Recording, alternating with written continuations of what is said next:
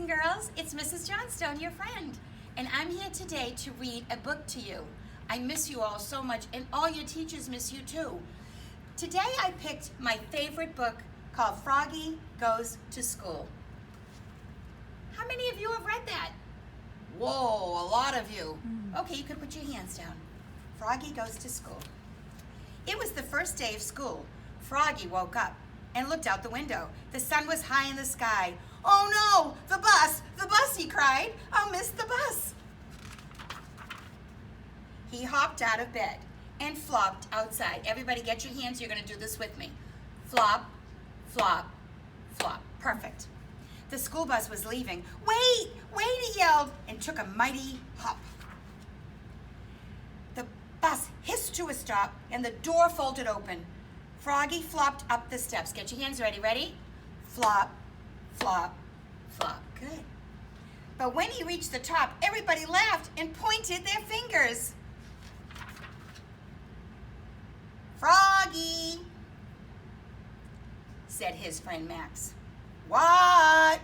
Did you forget something?" Froggy looked down. Oops, he was in his undies. That's kind of funny.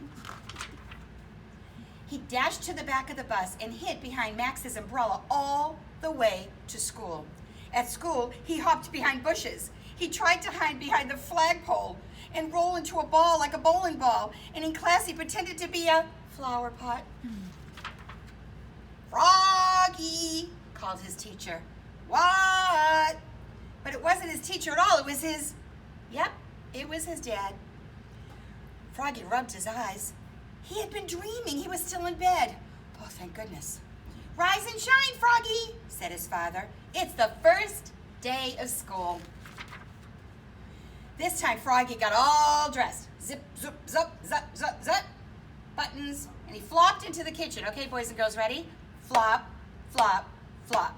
He tried to pour milk on his bowl of flies, but the cotton flew out of his hands. "Honey, you're just nervous about school," said Mommy. "Everybody is nervous on the first day." "Not me," said Froggy. And together they leapfrogged all the way to the bus stop. Ready, boys and girls? Flop, flop, flop.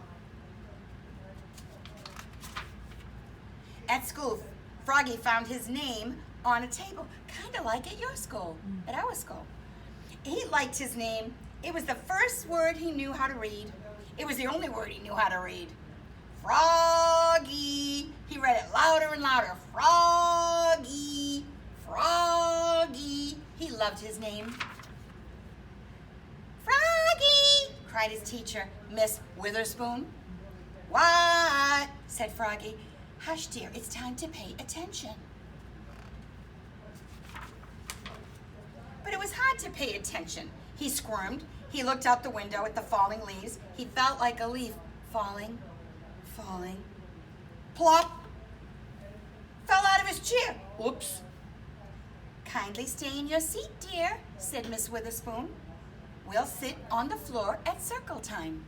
You know what circle time is. You do it with your teachers. At circle time, Miss Witherspoon said, "Now, children, today I'd like to tell you all to tell us what you did this summer.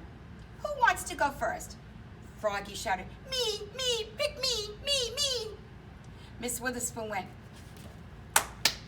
some of your teachers do that too. And everybody went. Now they grew very quiet. "Now one at a time," said Miss Witherspoon.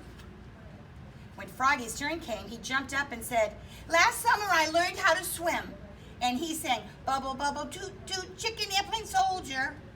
Everybody jumped up and joined in. "Bubble, bubble, toot, toot, chicken airplane soldier." Oh, who's that? Oh, I don't know. In walked the principal, Mr. Mugwort. "Bubble, bubble, oops," cried Froggy, looking more red in the face than green. Mr. Mugwort glared at him. This is a glare. Then he joined in. "Bubble, bubble, toot, toot, chicken airplane soldier." And then the bell rang. When Froggy flopped off the bus at school, his father said, "Froggy, how was your first day of school?" "Great," said Froggy. "I taught the principal how to swim." That's nice, said his mommy. But where's your lunchbox and baseball cap? Oops, I left him at school.